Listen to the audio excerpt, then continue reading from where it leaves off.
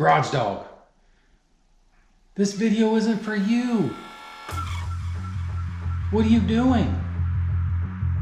All right, guys, enough of the garage dog. We're gonna work on our video.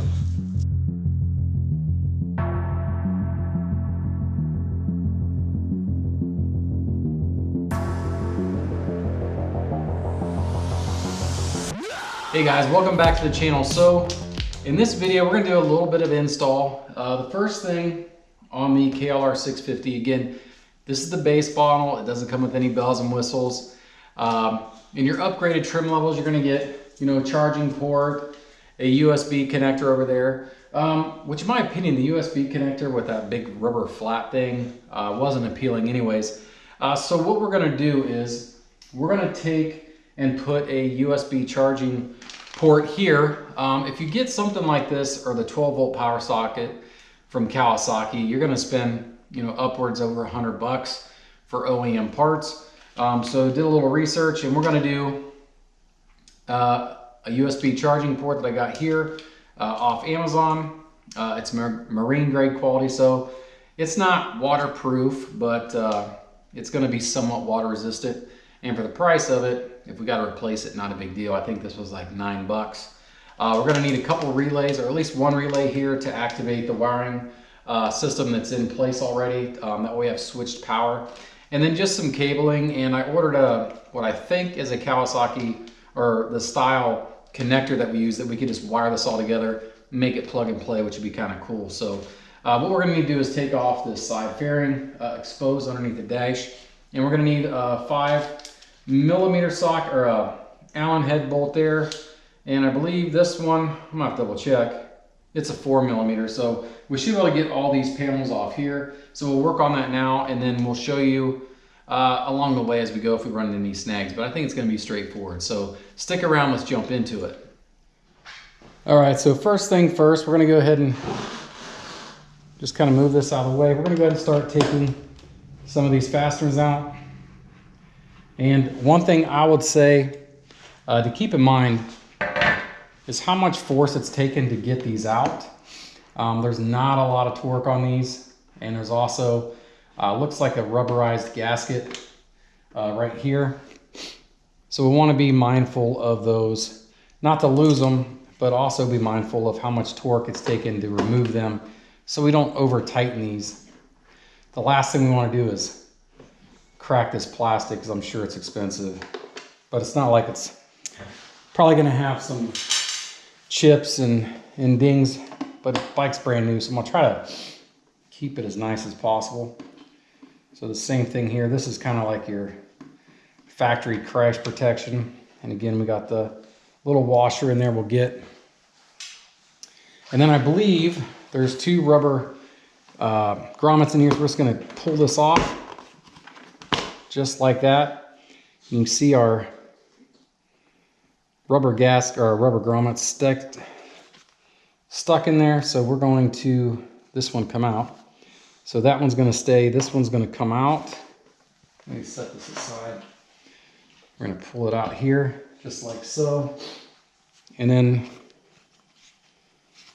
actually, as I'm thinking about it, since these have the mushrooms on it, we'll put the grommets back in the side panel there, so we can just push this on with ease. So my mistake, I almost give you some bad advice there. So we'll put these back in the fairing the way they belong.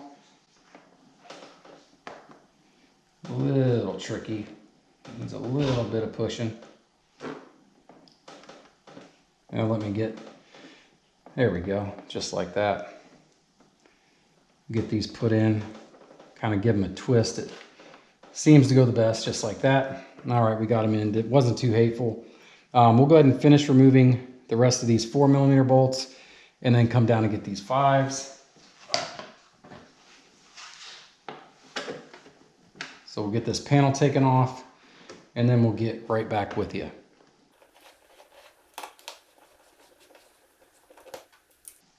Try not to lose our little gasket, our little washer. I see it down there.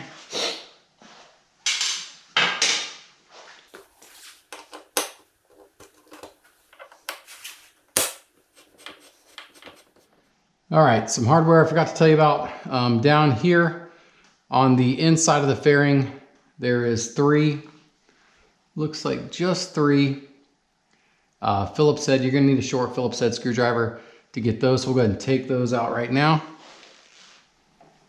All right, so we got those out. And now you can see the fairing's pretty loose. So we'll go ahead.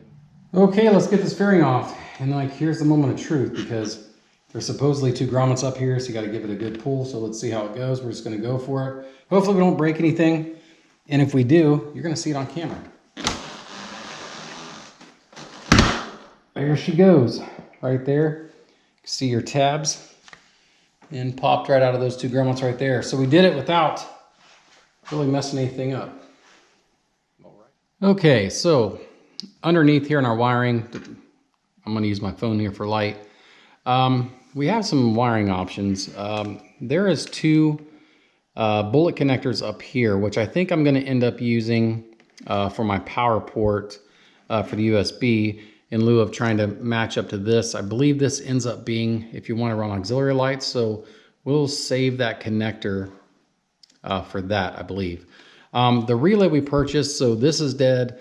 Those bullet connectors are dead. You got to add the relay right here in this plastic clip. I don't think we got to take it out. I can pretty much get the relay in from here. But once we add the relay, that'll make these connections live. And I think since that one is kind of exposed, we'll just go ahead and use that. I believe that's what the factory uses, and I got some bullet connectors. So we'll go ahead and do that. Then I'm going to jump around and show you guys how this factory block off plate comes. And then we'll just leave this here since it's nice and clean, and then we'll go from there. All right, so hopefully you guys can see right here in the factory dash, there's just a Phillips head screw, and this is gonna hold this block off plate on. So I'm gonna go ahead and grab our screwdriver. And we're gonna go ahead and take this off, unscrew it. Bear with me here, I'm gonna have to let go of the light. But it's kind of nice that they did this. Make sure you drop everything like I did. But the plastic cover come off, I'll retrieve that. But then we'll take our plug and stick it in right in that hole and tighten it down. So here's where we're gonna take our plug, and this is the one I picked up. I'll leave a link to this one in the description, but it's got your 3.0 USB charging, and it's also got a voltmeter in it, so you guys like to monitor things. Even with the cap on, you'll be able to visibly see what your volts are currently running on the bike.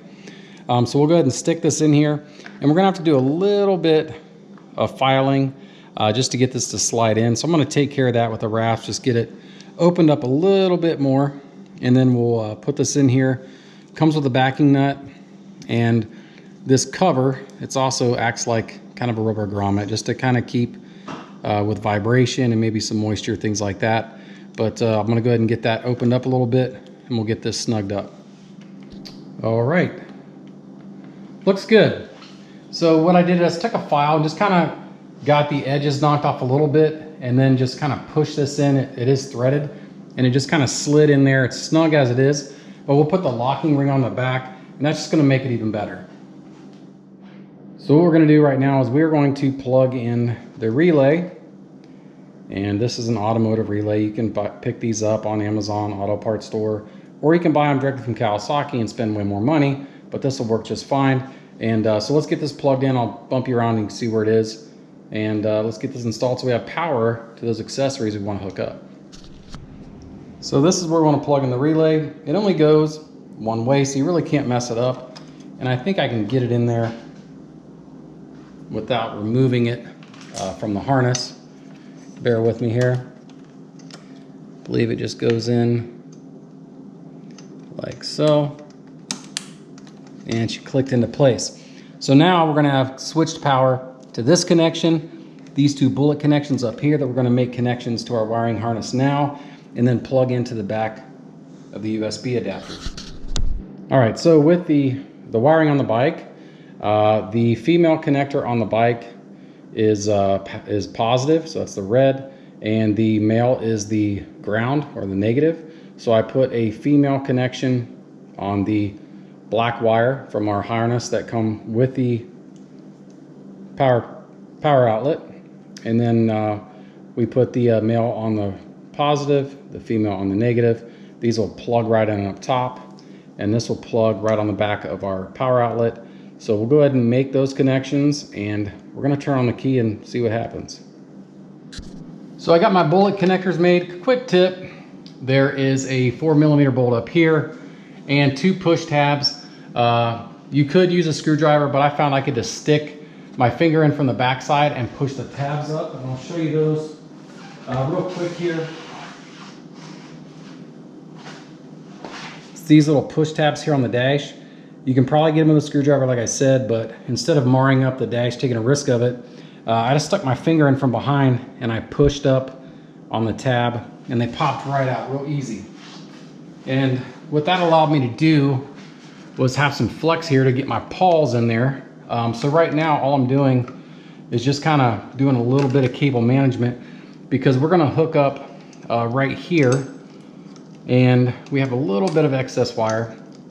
So I'm just kind of getting things routed around. Probably leave some access because there is a fuse right here. So maybe we'll just kind of cinch this up, zip tie it to this connector here, make these connections.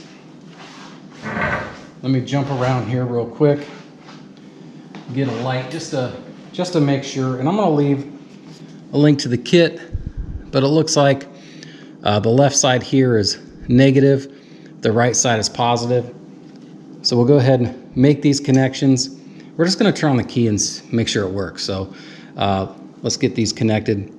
Again, positive on the right, negative on the left. We'll tidy this up here in a minute. So now let's jump over, turn the key on and see what happens. Let's flip the key and see what happens. Now I have no idea what color this is gonna be. Hopefully it's not something weird. All right, we have power. Looks like it's red there. And then there's a little button on the side. If you don't want that blaring in your face, you can just turn it off. But yeah, that's pretty slick. Actually, I kind of like it on. Looks more fancy.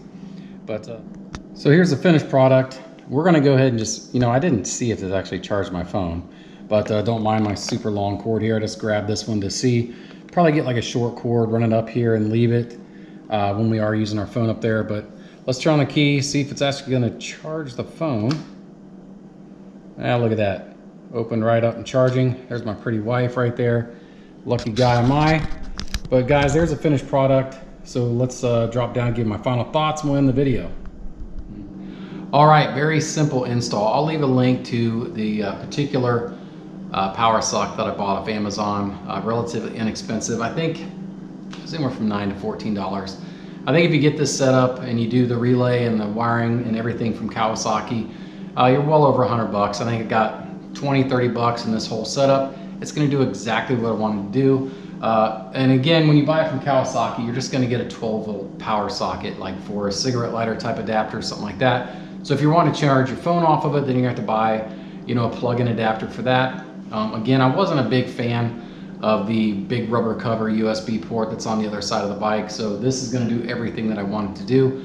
Perhaps if we need to run more accessories in the future, we would do something over there. But for right now, this is a very economical way to go. Again, the kit that I bought already had the wiring, everything was terminated. All I had to do was nip off the battery connectors. There was plenty of wire to make those connections to the bullet connectors up under the dash, very easy. Again, a couple pointers, don't go crazy tightening these up, especially these 4mm ones. These two 5mm bolts down here at the bottom, they are going into metal. These are all going into plastic. I did end up loosening up the dash, which I talked about, just so I get my hand in there to get those bullet connectors, but very easy install. If you like these videos, you want to see more of this KLR 650, I promise you there's going to be some adventures on this bike, because that's why we picked it up.